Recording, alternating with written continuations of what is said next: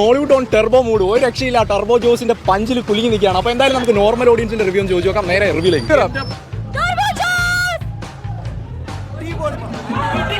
കൃത്യം തമിഴ് തെലുങ്ക് സിനിമകളുടെ മീറ്ററിൽ ഒരു മലയാള ചിത്രം. വലിയ ബജറ്റായിരിക്കും അങ്ങനെ ഒരു അറ്റംപ്റ്റിൽ നിന്ന് നമ്മുടെ സിനിമാക്കാരെ പിന്തിരിപ്പിക്കുന്നത്. ഇവിടെ പ്രൊഡക്ഷൻ സൈഡിൽ മമ്മൂട്ടി കമ്പനി ആയതുകൊണ്ട് തന്നെ വൈശാഖി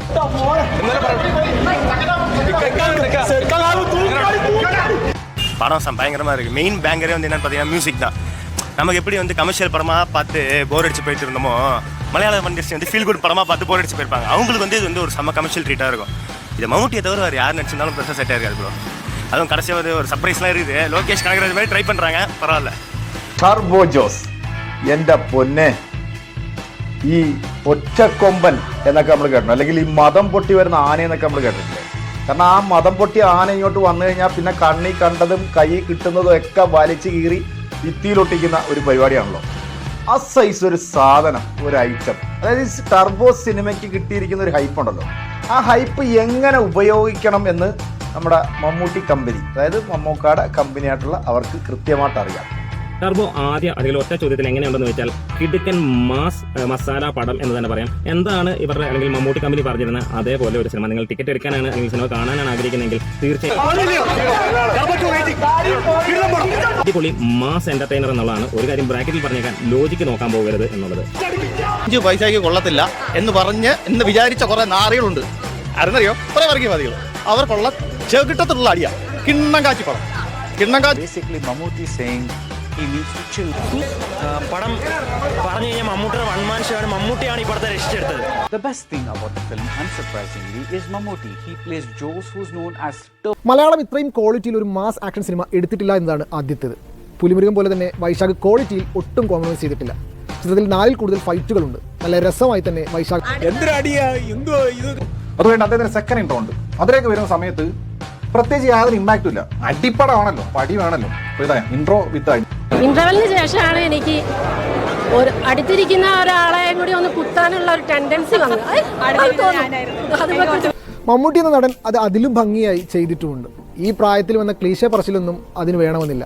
നല്ല കിൻഡൽ പഞ്ചുമായി മമ്മൂട്ടി വിഷ്ണു ശർമ്മയുടെ DOP ആയി കഴിഞ്ഞാലും ക്രിസ്റ്റോ സേവിയറിന്റെ സ്കോർ ആയി കഴിഞ്ഞാലും എസ്പെഷ്യലി ഞാൻ പറഞ്ഞ ഷമീർ മോഹന്റെ എഡിറ്റിംഗ് ആയി കഴിഞ്ഞാലും അത് മൂന്നും വന്നിട്ട് വളരെ ഫാസ്റ്റായിട്ട് പോകുന്നു. പിന്നെ ക്ലൈമാക്സ് വരെ പടം അതേ പറയല്ല. എന്റെ മമ്മൂക്ക നിങ്ങൾക്ക് എന്ത് വായിച്ചാൽ ഒന്നും പറയല്ല. അടിപൊളി പടം. ഈ പടം എനിക്ക് പേഴ്സണലി ഒരു ദുരന്തമായി തോന്നാതിരുന്നത് ഈ പറഞ്ഞ ഈ അവസാനത്തെ കുറച്ച് ഭാഗങ്ങളിൽ പടം ഹൈ ആയതുകൊണ്ട്.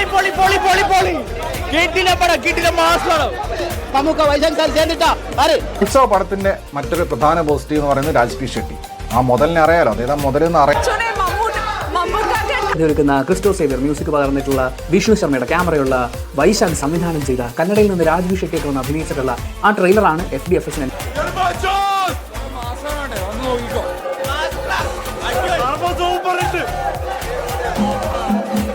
പിന്നെ ഫസ്റ്റ് ഹാഫിൽ ലാഗ് അടുപ്പിക്കലാകും എന്നൊരു മുന്നറിയിപ്പോട് കൂടി ഒരു കഥ പറച്ചിലുണ്ട്.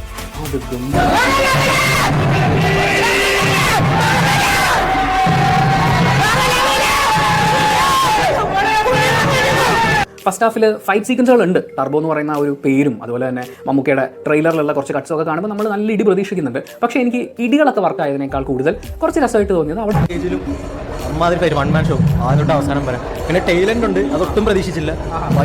ഫാൻസിനെ സന്തോഷിപ്പിച്ചിട്ടുണ്ട്, ഫാമിലി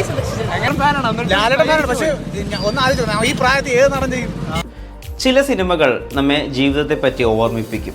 ചില സിനിമകൾ നമ്മെ ജീവിതത്തെ മറക്കാൻ പ്രേരിപ്പിക്കും. ടെർബോ ഈ പറഞ്ഞതിൽ രണ്ടാമത്തെ ശ്രേണിയിൽ വരുന്ന ഒരു സിനിമയാണ്. മമ്മൂക്ക എന്ന താരത്തെ മാത്രം ആഘോഷമാക്കുന്ന, നമ്മൾ കൂട്ടുകാരുടെ കൂടെയും കുടുംബത്തിൻ്റെ കൂടെയും ഒക്കെ അടിച്ചു പൊളിച്ച് ചിരിച്ച് കാണാൻ പറ്റാവുന്ന ഒരു സിനിമ എന്ന് പറയാറില്ലേ, അങ്ങനെയുള്ള ഒരു കംപ്ലീറ്റ് കൊമേഴ്ഷ്യൽ ഔട്ടിംഗ് ആയി മാത്രം ടർബോ. വൈശാഖ് ഒരിക്കൽ കൂടി നല്ലൊരു സ്റ്റോറി സെറ്റിംഗ് കിട്ടുകയാണെങ്കിൽ മലയാളത്തിലെ തന്നെ ഏറ്റവും കൊമേഴ്ഷ്യലായിട്ട് സിനിമകളെ ആഘോഷമാക്കുന്ന വിധത്തിൽ ഒരുക്കാനുള്ള കഴിവുള്ള സംവിധായകനാണ്. പ്രകടനത്തിന് വേണ്ടി തന്നെ ഈ ഒരു സിനിമയ്ക്ക് വേണ്ടി ടിക്കറ്റ് എടുക്കാം. അത്തരത്തിലുള്ള ഒരു മരണമാസ പ്രകടനം കൊടുത്തിട്ടുണ്ട്. രണ്ടാമതായിട്ട് പറയേണ്ടത് ചിത്രത്തിന്റെ ആക്ഷൻ കൊറിയോഗ്രഫി എന്നുള്ള ഒരു കാര്യം തന്നെയാണ്. ശരിക്കും പറയുകയാണെങ്കിൽ ഈ സിനിമയുടെ കഥയ്ക്കുള്ളിൽ ആക്ഷൻ വരുന്നു എന്ന് പറയാൻ സാധിക്കില്ല. ആക്ഷന് വേണ്ടി കഥ ക്രിയേറ്റ് ചെയ്തിരിക്കുന്ന ഒരു സിനിമയെന്ന് പറയേണ്ടിയിരിക്കുന്നു. കാരണം അത്രത്തോളം പ്രാധാന്യം ആക്ഷൻ. മമ്മൂക്ക എന്ന താരം ഈ സിനിമയ്ക്ക് വേണ്ടി എടുത്തിട്ടുള്ള ഒരു ഫിസിക്കൽ സ്ട്രെയിൻ ഉണ്ട്. സാധാരണ മലയാള സിനിമയിൽ കാണാത്ത നായകൻ ഒരു അഗ്രസീവ് മോഡിലേക്ക് പോകുന്ന ഫൈറ്റ് സീക്വൻസുകളാണ്. എനർജറ്റിക് അയ്യോ അത് മമ്മൂക്ക മമ്മൂക്ക മമ്മൂക്ക മമ്മൂക്ക നീ എവിടെ നീ എനർജിയൊക്കെ എനിക്ക് മനസ്സിലാക്കാത്ത ചോദിക്കണേ. ഫൈറ്റ് സീക്വൻസ് ചില സാധനങ്ങളൊക്കെ മമ്മൂക്ക തന്നെയാണ് ഇതിൽ ചെയ്തേക്കുന്നത്. എൻ്റെ അമ്മ കണ്ണു വെള്ളിപ്പോടെ ഈ മനുഷ്യൻ ഒന്നും പറയാനില്ല. Second half was worth it, especially ക്ലൈമാക്സിന്. ക്ലൈമാക്സിന്റെ ടൈലന്റ് എന്ന് പറയുന്നത് ഒരു റോളക്സ് പോലത്തെ ഒരു പരിപാടിയാണ് പിടിച്ചേക്കുന്നത്. അടിപൊളി സൂപ്പർ പടം, ആക്ഷൻ വെരി വെരി സൂപ്പർ പടം. മമ്മൂട്ടിയുടെ മരണം ഫസ്റ്റ് എനിക്ക് പറയാനുള്ളത് മമ്മൂക്കയെ കുറിച്ചാണ്. നിങ്ങൾ മനുഷ്യനാണ് മമ്മൂക്ക. അതാ ഇങ്ങനെ കൈയെടുത്ത് തൊഴുതു പോവാണ്. ശരിക്കും ഈ ഒരു പ്രായത്തിലും ആ മനുഷ്യൻ ചെയ്തു വെച്ചിരിക്കുന്ന